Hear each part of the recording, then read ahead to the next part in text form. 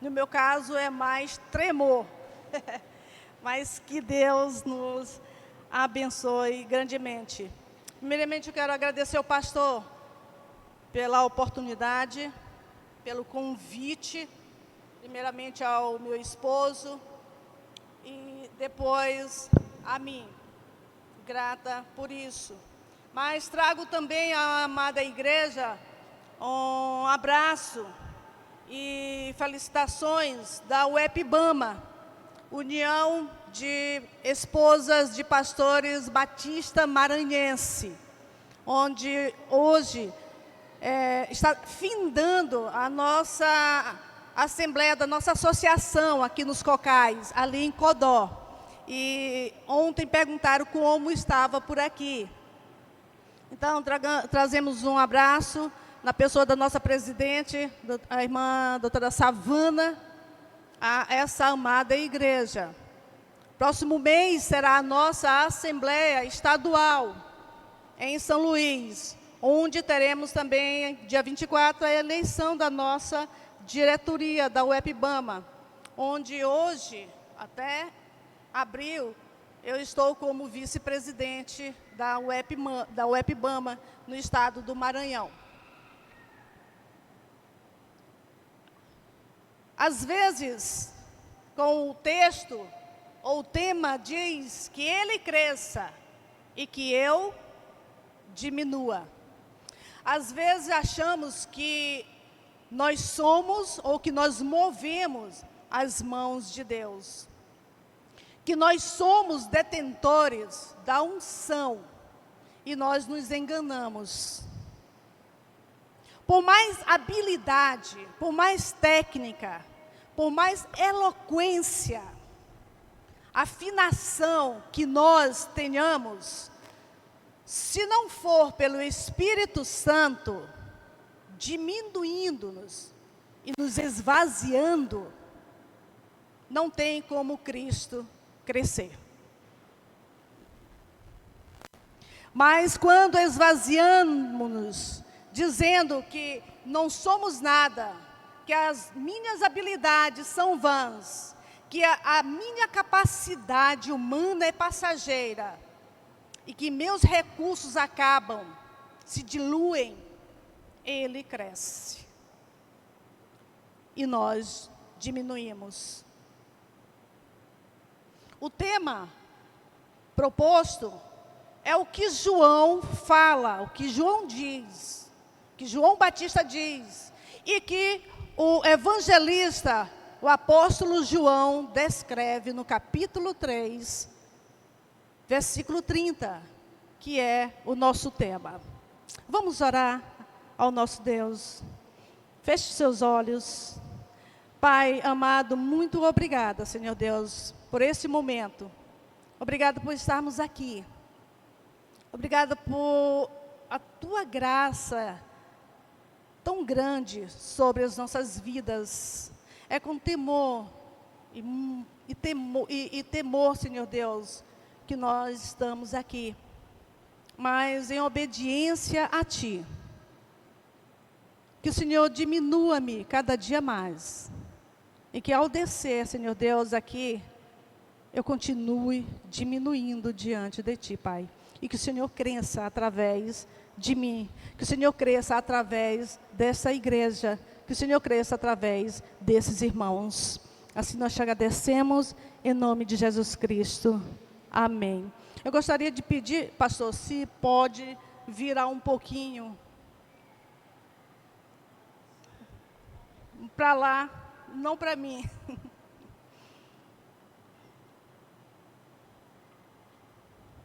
Está agradável o tempo? Quem tem filhos, quem tem netos aqui, tem sobrinhos, irmãos mais novos, que nunca teve a curiosidade ou nunca fez a pergunta, o que ele vai ser quando crescer? Quem nunca teve essa curiosidade entre nós? Quem nunca disse isso? Nós criamos expectativas para eles. Nós queremos temos curiosidade do que eles vão se tornar. E muitas vezes nós escolhemos o curso, a profissão que eles vão exercer. Aí eles escolhem um curso que não vai dar visibilidade. E nós tentamos fazer com que eles desistam, dissuadi-los dessa escolha e procurar uma outra escolha. Tamanha a nossa expectativa, se não frustração. Nossa, não deles. E nós vamos, porque nós queremos, de alguma forma, que eles sejam grandes. Quando eu escolhi educação religiosa, eu fiz educação religiosa no seminário aqui de Teresina, e eu trabalhava com meu pai. Ele tinha uma oficina no quilômetro 7 de Chassis. E uma vez eu conversando, ele falando que eu estava fazendo um curso, e um dos rapazes veio, conversou, perguntou, que curso eu estava fazendo? E eu disse, eu estou fazendo educação cristã. E antes era educação religiosa, mudada para educação cristã. E ele perguntou o que era. E eu expliquei para ele. E ele disse assim, por que você não escolheu administração? Por que você não escolheu economia? Por que você não escolheu contabilidade? Para poder ajudar aqui na oficina. Ajudar o seu pai, para que ele possa crescer, ele possa ter dinheiro. Porque nós temos uma expectativa de grandeza. Nós temos uma expectativa de grandeza, de que nossos filhos, de que os netos, de que os sobrinhos sejam pessoas grandes, que eles possam impactar, e que a gente possa dizer, meu filho minha filha está fazendo custal, meu sobrinho, meu neto. A gente tem essa expectativa de grandeza, porque quando também nós queremos sermos bem-sucedidos. Quem aqui está trabalhando, ou aposentado, ou tem uma empresa, ou vai começar, imaginou, ao procurar um emprego, seu primeiro emprego, ganhar e continuar ganhando R$500 por mês? A gente quer ser grande financeiramente. A gente quer desenvolver. Quem pensa em iniciar um ministério, vai querer que ele cresça, que ele avance e que ele alcance muitas almas. E, ao mesmo tempo, que eu seja também conhecido, que o meu nome cresça também. Em alguns momentos, meus irmãos, isso é bom. Isso é legítimo. Mas em outros, é um grande obstáculo para que Jesus não cresça em nossas vidas. Olhando para o texto, que é necessário que ele cresça e que eu diminua, a finalidade de João, um homem tão importante na Bíblia, relatado em poucos textos pelos evangelhos, e é anunciado pelo evangelho, e anunciar o Messias, o Cordeiro de Deus, desde as mais antigas profecias, o papel de João vem sendo anunciado. A gente pode constatar isso em Isaías 40, de 3 a 5, Malaquias 4, 5 e em Marcos 9, 12. Até porque Jesus diz em Marcos 12, Elias veio, mas vocês não perceberam. Ele era um arauto, como o pastor falou ontem à noite, ele era o arauto de Deus, que viria após 400 anos de silêncio. Olha, o Velho Testamento termina com Deus fora do templo. O Novo Testamento inicia com Deus no deserto, fora do templo. Como é que o Velho Testamento, Deus fora, são 4 capítulos que se a gente lê, pensa que é bênção, mas não é bênção, são maldições. Pessoas, o povo estava pensando só em si, fazia seus rituais só por fazer, mas não obedecia ao profeta, não ouvia o profeta. E quando Malaquias morre, há um silêncio de Deus durante 400 anos. Obrigada, Jaciane. Mas por que proclamar o reino de Deus para o povo de Israel? Um povo que conhecia de geração em geração a palavra de Deus. Eles tinham a promessa clara de Deus para a vida deles. Mas o coração daquele povo era religioso demais. Eles estavam fincados no cumprimento de leis, de regras, de doutrinas, de comportamentos. Eram homens e mulheres que estavam servindo a Deus com um zelo, mas um zelo de não quebrantamento. Um zelo de não entrega. Um zelo de não renúncia, um zelo que não era um zelo da graça. Eles tinham uma expectativa de quem seria o Messias, que já estava sendo anunciado por João Batista, só que eles ainda não tinham se dado conta disso, porque eles estavam sob o jugo de Roma, a senhora do mundo. Com todo o seu poderio de governo, com todo o seu poderio bélico. Então o povo esperava um Messias como Davi, um Messias como Moisés. Então vem João Batista no tempo certo, clamando, pregando no deserto, preparando o caminho para o Messias, para o Cordeiro de Deus. Aí vem o Messias que nasce numa manjedoura e que morre numa cruz. Não é o tipo de Messias que João anunciava, que João pregava nas suas mensagens, que o povo esperava. E qual é a mensagem que prepara o caminho para que o Salvador fosse engrandecido? Qual é a mensagem que prepara o coração para que o Salvador cresça? Qual é a mensagem que nos diminui e que nos esvazia? É a mensagem do arrependimento. E a mensagem de João não era mensagem adocicada, não era uma mensagem de autoajuda, não era uma mensagem de que você vai vencer, não, era de arrependimento, de entrega, de renúncia.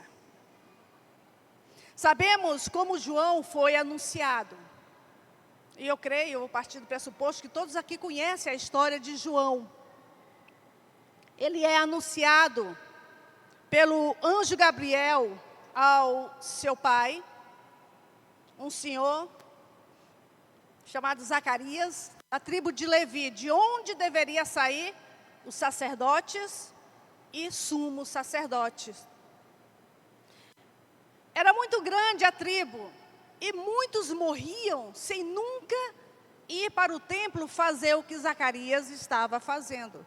Mas aprouve a família dele ser sorteada e da família dele, ele ser o sorteado para fazer o sacrifício ao qual ele adentrou o templo para assim fazer.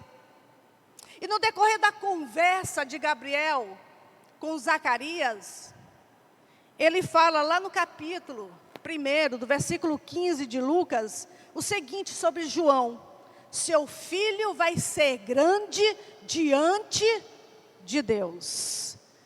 Nós que somos mães, imagina nós ouvindo do anjo Gabriel, trazendo a mensagem de Deus, vai ser assustador o anjo aparecer. Ainda dizer, seu filho vai ser grande. O que vocês imaginam? Quando eu estava lendo, eu imaginei, eu recebendo essa mensagem, meu filho recebendo a faixa de prefeito, governador, presidente da República. Meu filho, 14 anos, ele disse: mãe, eu quero ser youtuber. Pai, eu quero ser youtuber. E a gente disse assim, agora o negócio ficou... Lembra lá que a gente escolhe curso e profissão, menos essa. Mas a gente dá todo o apoio. E aí ele desistiu, mas ele não desistiu da informática. E a gente espera que ele seja um grande nas redes digital, na rede digital, né? Que ele seja um grande.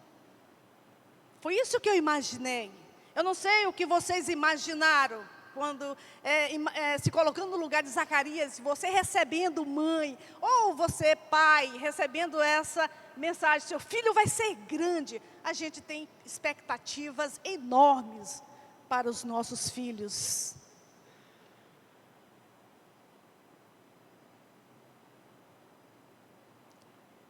E João foi gerado como cumprimento de profecias. Ele adora o Messias ainda no ventre da sua mãe. Lá quando Maria sabe que Isabel está grávida. E ela vai.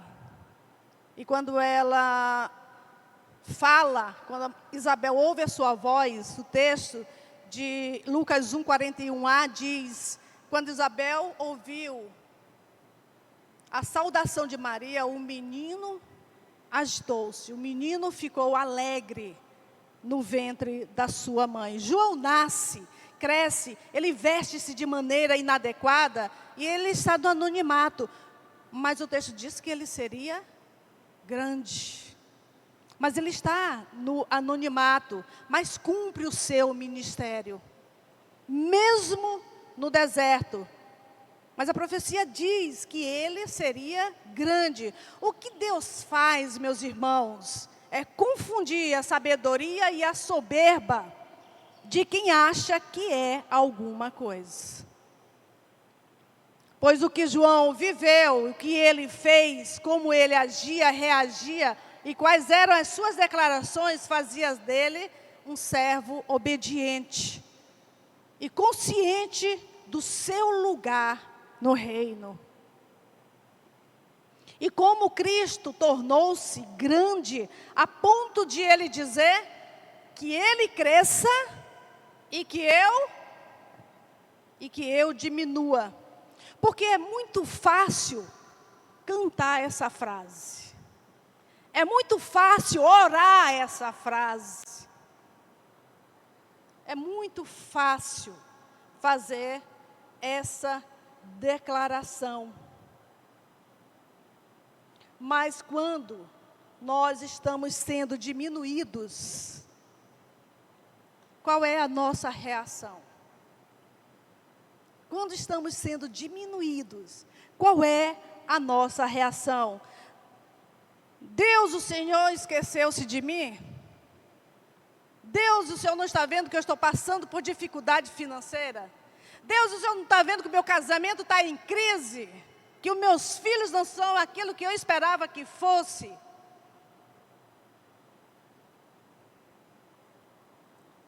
Quando estamos sendo diminuídos e moídos, nós murmuramos. E nós questionamos a Deus. Como é que Cristo pode crescer assim? Que Jesus cresça, mas que Ele não me enfraqueça. Que Ele cresça, mas que Ele não me diminua. Só que essa matemática, essa equação, não fecha. Essa equação, essa lógica é proporcional.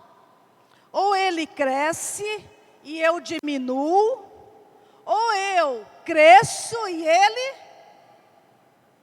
some. Ou ele sai, porque Jesus não pode ser diminuído. Nunca. Ele não pode ser diminuído. E aprendemos com João duas verdades. A primeira é o autoconhecimento. João sabia quem ele não era e João sabia quem ele era. E a segunda é que João tinha o conhecimento do alto. Ele sabia quem Jesus era e por que ele deveria comprometer-se com o anúncio da sua vinda. E ele ou da sua chegada, e ele estava chegando de novo. E ele está voltando de novo. E nós precisamos clamar mais ainda no deserto, neste mundo. Se hoje você veio pela manhã aqui, vocês que estão aqui, vocês que estão online, e você disser: usa-me mais, capacita-me mais, Senhor, faze-me um instrumento nas tuas mãos, faze-me ser teu arauto, habilita-me com os meus talentos, com os meus dons, com os meus recursos para servir-te melhor. Você está disposta mesmo a diminuir-se e a esvaziar-se de verdade?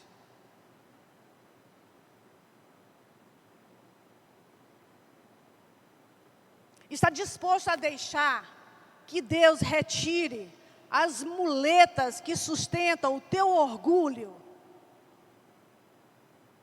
a tua autoconfiança, do zelo que você tem pela tua reputação, no cuidado que você tem para que as pessoas não tenham uma má impressão de você? João tinha a clareza de quem ele era. No capítulo 1 de João, no versículo 19 ao 23, se o irmão puder acompanhar, se for projetado, primeiro capítulo de João, versículo 19 ao 23, João diz: este foi o testemunho de João, quando os judeus lhe enviaram de Jerusalém sacerdotes e levitas para perguntar: quem você é? Ele confessou: eu não nego, e não negou. Confessou: eu não sou o Cristo. Diante disso lhe perguntaram: quem é você então? Você é Elias? Ele disse: não sou. Então perguntaram: você é o profeta? Ele respondeu: não, não sou. Disseram-lhe: então diga, quem é você? Para podermos dar uma resposta àqueles que nos enviaram. O que é que você diz a respeito de si mesmo? Então ele respondeu: eu sou a voz do que clama no deserto, e endireitem o caminho do Senhor, como diz o profeta Isaías. Aqueles sacerdotes estavam preocupados com o tumulto que João estava causando, estava fazendo. E manda homens, sacerdotes, levitas, que foram com uma única tarefa: descobrir ou perguntar quem João pensava que ele era, para falar daquele jeito. E nós conhecemos a mensagem de João. Não era adocicada, era confrontadora. Estava doendo nas pessoas. A primeira verdade, quem João Batista não era. Ele não era, e muitas vezes eu e você, em algum momento, esquecemos. Ele não era o centro. Não era sobre aquele mover, sobre aquelas pessoas quebrantadas e sendo batizadas. Não era por causa dele. Ele sabia que não era a parte mais importante do culto. Que se ele fosse retirado, Deus se manifestaria em graça e em unção. E faria aquilo que Deus determinou que faria, com João ou sem João. A sua presença naquilo que a gente vai dizer, o que a gente vai pensar. Ele sabia que não a posição em que nos colocamos, muitas vezes, aonde não deveríamos estar, é como se Deus precisasse de nós. Lá para a nossa associação, ou para a nossa região, que é a Baixada, alguns velórios acontece uma morte, e a gente sempre ouve as pessoas dizer: Deus precisou dele. E aí uma vez eu ouvi: Deus precisou dele. E eu perguntei: precisou para quê? O que ele vai fazer lá, tão urgente, que Deus levou? E a pessoa não soube responder. E a gente às vezes se coloca nessa posição achando que Deus precisa de nós. E aí a gente tenta justificar: se eu não estiver lá, as coisas não andam. Ninguém faz melhor do que eu. Eu sou a coluna da minha família. Não, nós não somos a coluna das nossas... eu não sou a coluna da minha família, meu marido não é a coluna da família. Nós temos que apontar para aquele que é a coluna, aquele que faz todas as coisas. Você, meu irmão, é muito importante na igreja, sim. Você tem importância aqui, mas você não é o condutor da bênção. Você é apenas um arauto de Deus. Romanos 12, versículo 3, Paulo ele diz: porque pela graça que me foi dada, digo a cada um de vocês, que não pense de si mesmo além do que convém. Porque você não vai salvar o seu casamento. Você não vai salvar o seu filho. Vocês não vão, ou você não vai mudar a PIB em Timon. Você não vai fazer com que pessoas se convertam do seu mau caminho e volte-se para Deus. Somos apenas o canal. Somos apenas aqueles que transmitem a palavra de Deus. João não tinha uma visão exagerada de si mesmo, mas ele não vivia se autocomiserando, que é um outro extremo, se vitimizando. Ao mesmo tempo que João sabia quem ele era, e a identidade de João não estava fincada nas suas realizações, na sua família, nos seus diplomas, nos seus recursos, na sua tribo. A sua identidade estava nas promessas de Deus para a sua vida. E desde o ventre da sua mãe. É como se ele lembrasse aqueles homens que foram procurar, interrogá-lo, questioná-lo, quem ele era, que ele não era o que não era. Mas ao mesmo tempo, ele não era um coitadinho. Ele não era um ninguém no reino de Deus.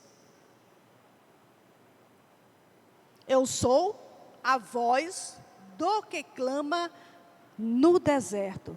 Meus irmãos, vocês sabem quem vocês são no reino? Essa pergunta foi feita já bem no finalzinho ontem do culto. Você sabe quem você é no reino? Você sabe qual é o que você tem que fazer no reino? Eu sou o que a Bíblia diz que eu sou. Eu sou co-herdeira com Cristo, amada por Ele, não pelos meus talentos, não por aquilo que eu faço, não pelo tamanho do meu dízimo, não pelo tempo que eu entrego. E olha que a gente corre muito na Baixada, a gente quase não para. Não é por isso, mas simplesmente pelo que Jesus diz, porque o Paulo fala, ele prova o seu amor para conosco, tendo Cristo morrido por nós, sendo nós ainda pecadores. Então se você não fez nada para merecer a bondade de Deus, o que você faria para perdê-la? Nada. A segunda verdade, Cristo será engrandecido em nós, se soubermos quem somos. Do versículo 24, do mesmo capítulo de João, 24 ao 28, ele fala: ora, os que haviam sido enviados eram do grupo dos fariseus, e perguntaram a João: então por que você batiza, se não é o Cristo, nem Elias, nem o profeta? João respondeu: eu batizo com água, mas no meio de vocês está alguém que vocês não conhecem. Ele vem depois de mim, mas não sou digno de desamarrar as correias das suas sandálias. Essas coisas aconteceram em Betânia, do outro lado do Jordão, onde João estava batizando. Isso é o que João fala a respeito de Jesus Cristo. João sabia que ele não era, quem ele era, e sabia quem era Jesus. Às vezes entronizamos, louvamos, adoramos e defendemos um Deus que nós não conhecemos. Queremos que Ele cresça, mas não o conhecemos. A gente tem um Deus na nossa cabeça, um Deus que para a gente, tudo que eu faço Ele permite, tudo que Ele faz, tudo que eu faço e que não tá bom. Porque eu não conheço o Deus que João anuncia. A primeira coisa que João diz a respeito de Jesus é que ele tinha autoridade. Na tradição judaica, somente um servo poderia descalçar e lavar os pés do seu senhor. Ninguém mais poderia fazer isso. Somente um servo poderia fazer isso. E João não se considera nem esse servo.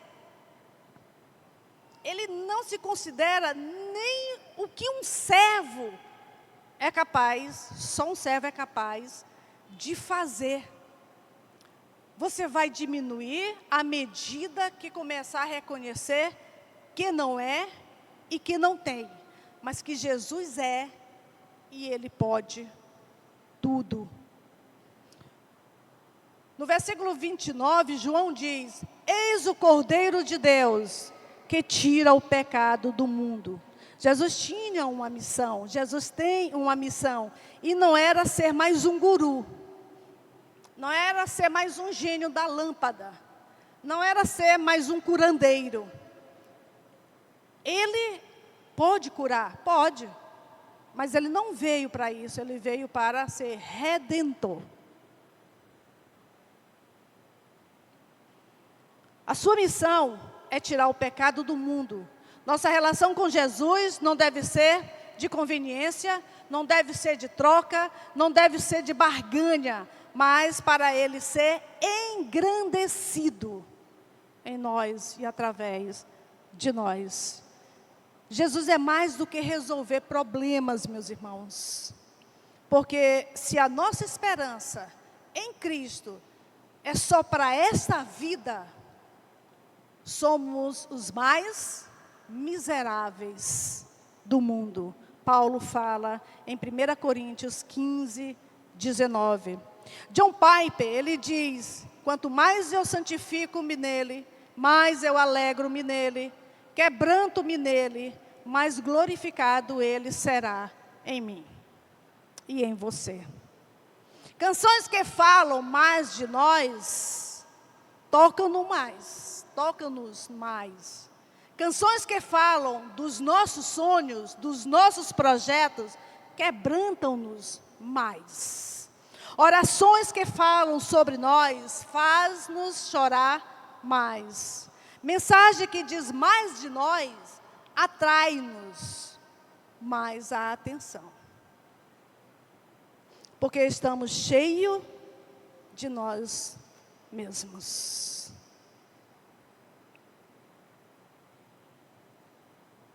Porque precisamos que alguém reforce aquilo que eu quero, aquilo que eu sou. Quando o trono,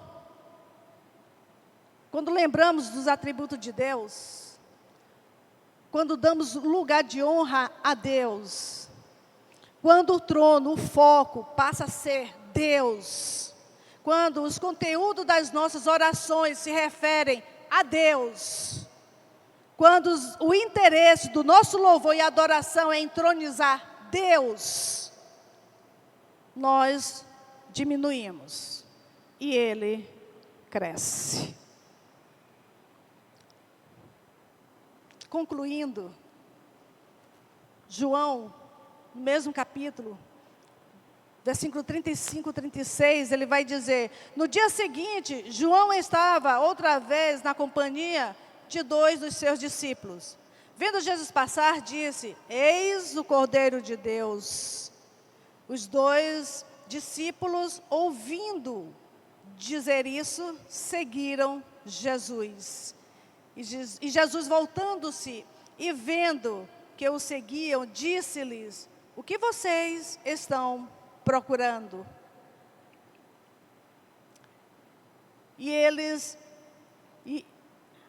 Rabi, onde o Senhor mora? Os discípulos ouviram falar, e no versículo 37 diz que eles seguiram a Jesus. Os discípulos eram de quem? Os discípulos eram de quem? De João,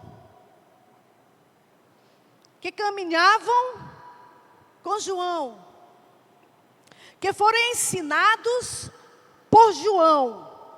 Agora João aponta para Cristo, para o Cordeiro. Quantas vezes nós queremos reter o que não nos pertence? Queremos segurar. Lembram? E lembram? O que é isso aqui, para quem estava ontem? É o invejoso. Ele quer o que você tem, não pode ir para a mão dele. E esse aqui é o ciumento. Ele tem, mas não deixa sair. E João, ele aponta para o Cordeiro de Deus que tira o pecado do mundo.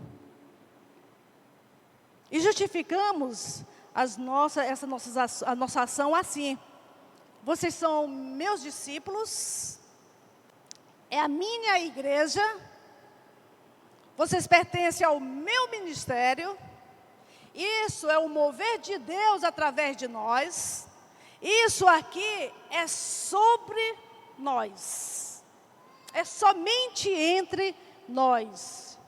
João foi um arauto, foi o canal, mas agora João sai de cena. Esse era o homem que a profecia dizia que seria grande. Embaraçamos-nos pensando que depende de nós. Moisés disse: Senhor, eu tenho limitações, eu tenho a língua pesada. O que é que Deus responde? O que é que Deus diz? O que é que Deus faz? Faz com que Moisés se torne eloquente? Não. Deus dá um auxílio, dá um mais velho do que ele. Porque apesar da sua língua pesada, é Deus quem faz. Deus mostra para Moisés que ele é capaz, porque ele mesmo determinou que faria, apesar da língua pesada de Moisés. Paulo diz: Senhor, eu tenho um espinho na carne. Ele pede que Deus retire o espinho da carne. O que é que Deus diz para Paulo? Não, Paulo, eu vou te explicar uma coisa. A minha graça te basta, apesar do espinho que você tem na carne. Senhor, o Senhor já curou tantas pessoas, por que não me cura? A resposta de Deus vai ser Não. Porque a minha graça te basta. Porque mesmo através da tua dor, eu vou te ensinar que a minha graça é tudo. Senhor, me dá um ministério conhecido em Timon e Teresina, como diz aí, e arredores. Me dá um ministério grande em Viana.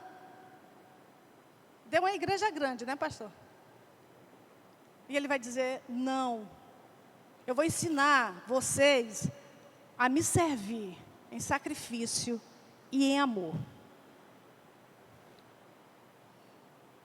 Então, estamos muito conectados naquilo que é aceitável, honrado pelos homens. E esquecemos quem somos. Somos arautos de Deus. E não importa o tamanho, o modelo, não importa se você é um vaso grande, maior, menor, pequeno, um vaso que está aqui nesse lugar de destaque, um vaso que está aí atrás, um vaso que está nas classes, um vaso que ainda não é reconhecido. Não esqueçamos, não esqueçam, todos os vasos nas mãos de Deus é de barro. Alguém aqui já ouviu alguma notícia, em qualquer telejornal, em alguma rede social, que algum país invadiu outro país para buscar barro? Já? Eu já vi petróleo, já vi ouro. O nosso está na linha por causa da água potável, que ainda é o único que ainda tem. Mas barro, não esqueçamos, nós somos apenas barro. Ninguém briga por barro. A gente joga barro nos outros, mas ninguém briga por barro. E no capítulo 3 de João, no capítulo 3, os irmãos estão acompanhando? Mais lá na frente, no versículo do 22 ao 25, João vai dizer, depois disso Jesus foi com os seus discípulos para a terra da Judeia, ali permaneceu com eles e batizava. Ora, João também estava batizando em Enon, perto de Salim, porque ali havia muitas águas, e o povo se dirigia para lá e batizava, pois João ainda não havia sido morto. Então surgiu uma discussão entre os discípulos de João e um judeu a respeito da purificação. João, eu acho interessante, é assim, a preocupação, a discussão, é como se fosse, João, você não está preocupado porque está sendo ofuscado? João, presta atenção. Você estava anunciando este homem. E a tua influência está fazendo com que ele cresça mais do que você, que ele apareça mais do que você. João, você não vai fazer nada. Isso é depois da discussão. O discípulo vai lá conversar com João. Não está na Bíblia. Você não vai se importar de estar perdendo honra, de estar perdendo membros da igreja? E o versículo 27 diz, 27, 28, João responde, ninguém pode receber coisa alguma se não lhe for dada do céu. Vocês mesmos são testemunhas de que eu disse, eu não sou o Cristo, mas fui enviado como um precursor. O que tem a noiva é o noivo. O amigo do noivo é apenas que está presente e o escuta, se alegra muito por causa da voz do noivo. Pois essa alegria já se cumpriu em mim. Convém que ele cresça e que eu diminua. Se eu estivesse lá na Baixada, e se eu estivesse em Mirinzal, 10 anos em Mirinzal, fica algumas coisas. E é interessante a cultura. A resposta, talvez, se João tivesse em Mirinzal, ele diria, borrachos. mas eu vou dizer imaturos, como muitos de nós somos. O que eu tenho de riqueza, de capacidade, de juventude, de tempo, de sabedoria, tudo isso foi me dado. Como posso querer alguma coisa de Deus? É como o Jó disse: o Senhor deu, o Senhor tomou. Bendito seja o nome do Senhor. A grandeza de João, o anúncio de João, foi quando ele diminuiu. Você vai ser testemunho na vida de alguém quando você deixar de falar de si mesmo e falar mais de Jesus. Meu marido pregando, ele disse assim uma vez: eu não posso deixar que Roberto Carlos fale mais de Jesus do que eu. Nós não podemos deixar que Roberto Carlos fale mais de Jesus do que nós.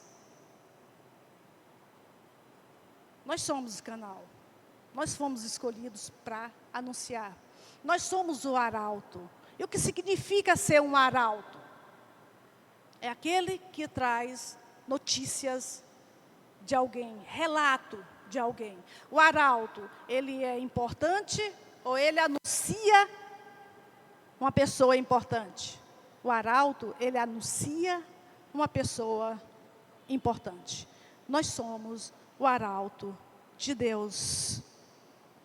Eu gostaria de pedir que o Ministério de Louvor, convidar o Ministério de Louvor, que pudesse estar, eu creio que a igreja deve conhecer, ou alguns dos irmãos já conhecem esse cântico, e eu gostaria que eles estivessem aqui, ajudando-nos a louvar a Deus.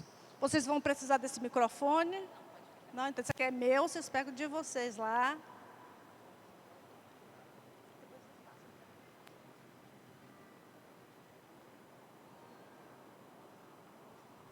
Eu vou ficar aqui, mas eu não vou cantar, porque eu não quero que vocês saiam antes do pastor das comunicações, porque vai ser um perigo. E não dá nem para fechar, porque é tudo aberto. Então... Oi, sim. Oi. Oi. Oi, sim.